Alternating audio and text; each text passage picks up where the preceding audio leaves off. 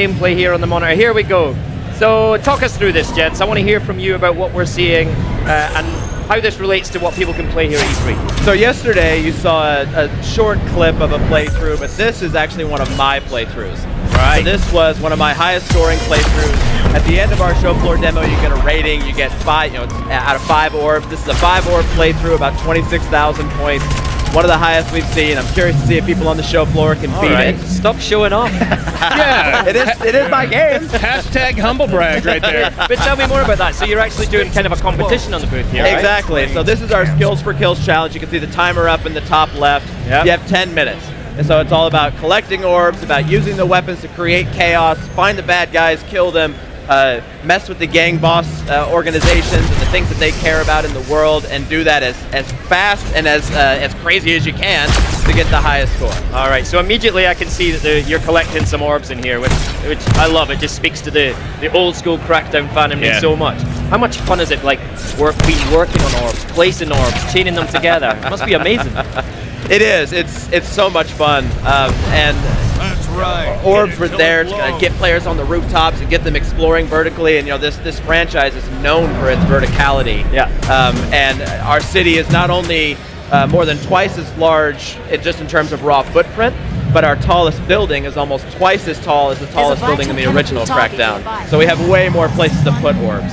All right, now you're getting skills in exchange for kills as well, right? You're leveling up this agent. Tell us about that. How does it work? So you'll see, so what I just did there, I was punching that plunger. So that belongs to one of the crime bosses. So that belongs to a crime boss that's responsible for the chemical manufacturing.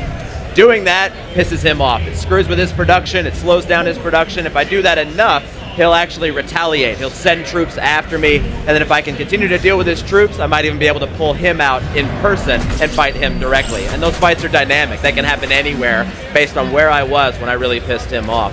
But everything you do earns orbs. So you'll see every time I kill a bad guy, when I punch that plunger, I got all of those orbs. So you're constantly leveling up as you do that. All right, tell us about the visual style we're seeing here, right? The graphics and the style that you're going for with Crackdown. Yeah, so the first Crackdown games had a very distinct style. Yeah. And they helped to pioneer what we call the visual graphic novel style that you see now. And the team at Sumo Digital has done such an amazing job of bringing that style forward, but with the beauty of 4K, it's allowed us to do so much more.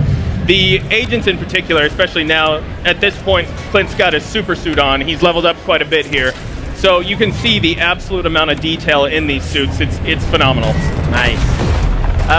It feels authentically Crackdown, but to your point, it's like it's taken to the next level. You're using the power of the console just now, and Xbox One X as well.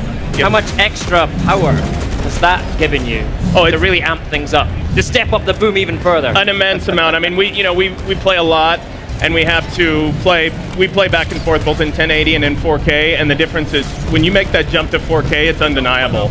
It is not a thing where you need them side by side or anything like that. You can absolutely tell the difference. All right. The other thing that's amazing for us is we're able to create a city that's twice the size of the first game. Whoa. And the tower that's in the center of our map is twice as tall as the tower from the first game. So it's not only allowed us to go outwards with our expansion, but it's allowed us to go up even higher, because verticality drives this game. Phenomenal. Well, we've just seen some ridiculous weapons going on here. I'm sorry, I was so distracted. And the beach balls. And beach balls as well. Everything in our world is physical. So we have these monorail lines that run all across the city. There's a crime boss that owns the monorail stations and the lines. These crime bosses are very enterprising. Yes. Yeah. If you piss him off enough, he'll bring in a turret that'll actually follow you through the world on that rail, but everything's physical. So you can actually pull those carriages off the rails and throw them at people, and when you destroy them, right now they produce all those beach balls. That was a physics test object for us that we ended up just kind of falling in love with, so we left it in. Now this weapon right now, you were telling me about this yesterday. What's this weapon called? So this is the singularity gun. Right. So this creates a black hole, and because everything is physical in Crackdown, it can suck in all the objects, suck in enemies, weapons, it can suck in cars, and then it sends them blasting outward. Or monorails. Or monorail carriages. Look at that! And so I'll do it again here, and you can see just how much fun you can have with that weapon as things are exploding around you. And again, like, Crackdown's this game where we give the players tools, and then they create their own chaos, they create their own path through this game, and that makes it completely unique to them, and that's just one of the ways you can do it now. Now, one of the things I really remember about the first Crackdown was it felt like one of the first truly open world playgrounds that you could really go anywhere and do anything you wanted to. And even from this demo, I'm seeing this is a huge area that you're exploring here. Like, give us a sense of that open world and the freedom that it gives you. Yeah, I mean, so we opened up a pretty large area of the map for E3. We wanted people to be able to play around. Because these agents move so fast and jump so far, we wanted to make sure they had lots of space to play around in.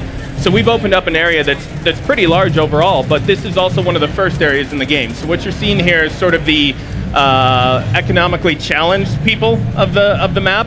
And as you move your way around the map, you're going to encounter chem plants, and you're going to encounter, we've got a casino type district with a full working racetrack on it, and you're going to encounter high rises and farms. There's an intense amount of just sheer diversity in the visuals that you see as you work your way around the map.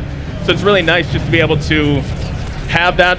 We're showing a small section here, but it's a small section, and even as you see, there's a lot of real estate in this small section of our map. Yeah, and you mentioned the kind of open-ended nature of Crackdown. Yeah. For us, it was really important to preserve that. So the entire city is available from the beginning. It's all about taking down Terra Nova, this criminal empire. The goal is to get to the Kingpin. You can go for the Kingpin the moment you jump into the game if you want. It's going to be really, really hard because you won't have leveled up.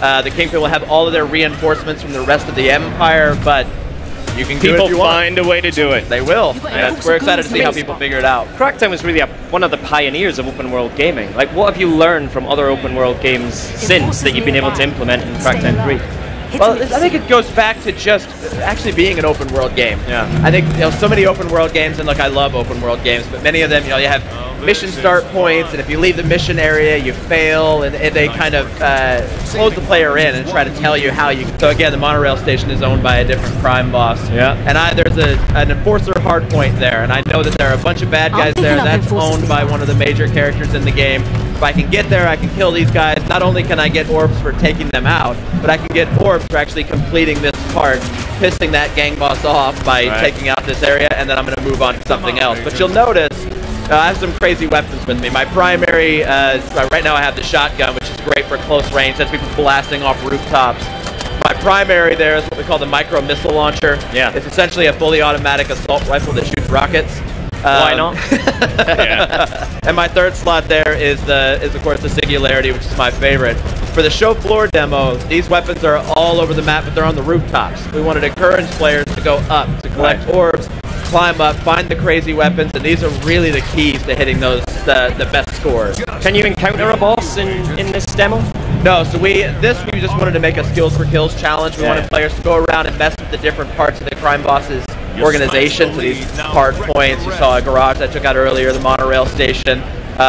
We are showing some more of the boss stuff in behind closed doors, and I think you'll be seeing more of that soon. All right, something to look forward to. Right, we're in the last 10